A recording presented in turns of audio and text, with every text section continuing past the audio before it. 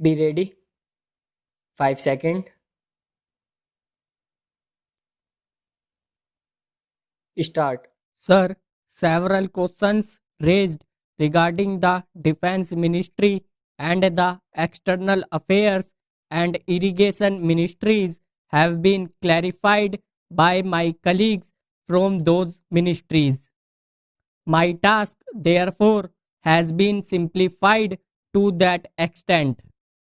Before I go to the questions financial and economic raised by several honorable members, I should like to clarify one or two points which are more administrative than economic or financial.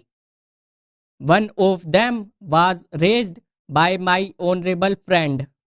He raised the question about the recruitment by the Assistant Superintendent's Departmental Competitive Examination and particularly about the examination held in 1960.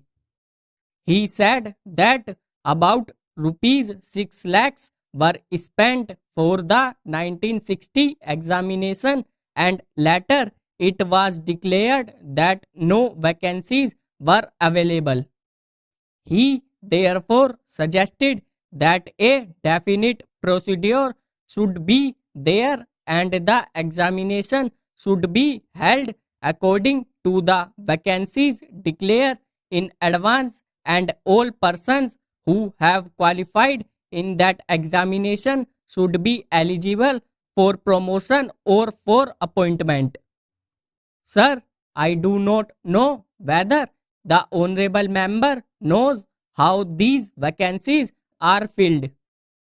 He probably refers to the section officer's grade in the Central Secretariat Service. This is filled 50% by direct recruitment and 25% by departmental competitive examination open to the assistants. For example, the next lower grade and the rest 25% by promotion of the assistants on the basis of seniority subject to fitness. The examination, therefore, that he was referring to was a departmental competitive examination for filling 25% of the vacancies.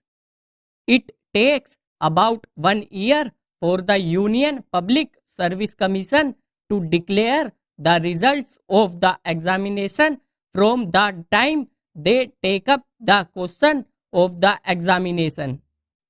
It is not therefore possible to declare the number of vacancies to be filled in from the very beginning. To declare them just when the results are out is more realistic and that is what is done.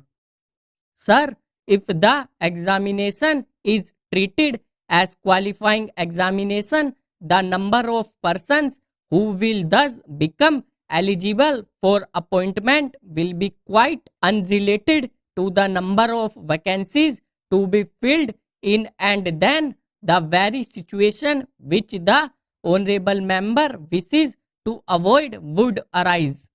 It would not then be possible to hold any of the examinations at regular intervals and promotions against this quota would become very fitful.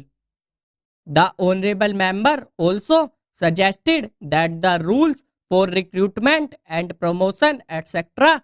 should be uniform for all ministries whether participating in the Central Secretariat Service scheme or not.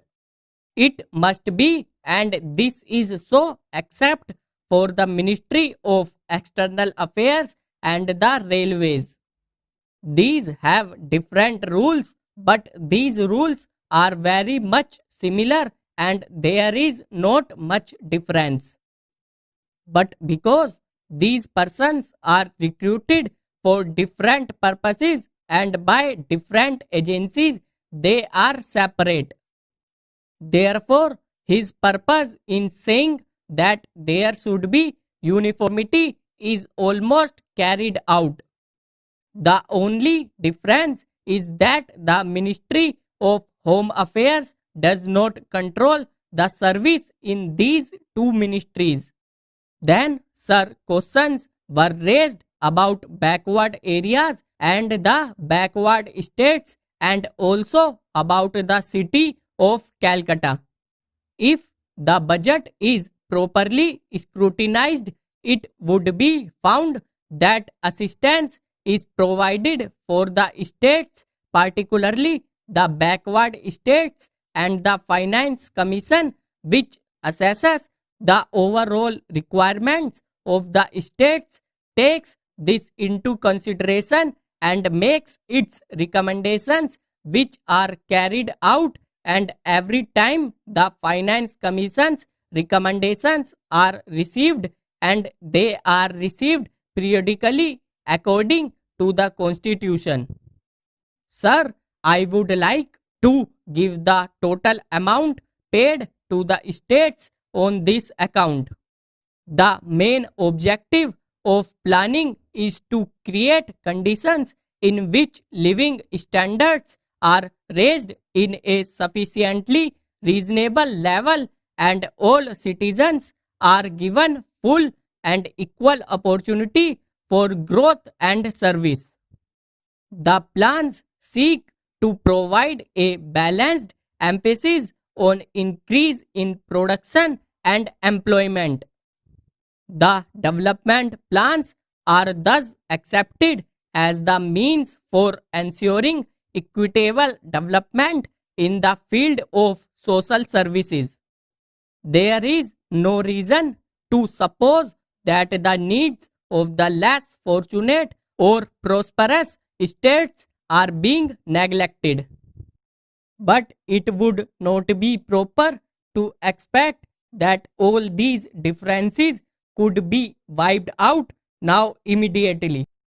It must be seen whether we are going towards that very end or not. We are deliberately going towards that end, and we hope and trust that in course of time these inequalities would be wiped out, if not completely wiped out, at any rate they would be lessened. My honorable friend complained about inadequate provision included in the plan for meeting for growing requirements of the city of Calcutta, where even the basic services like water supply, sewage disposal, and drainage were not being augmented, and that the central government was not enthusiastic about solving these difficulties.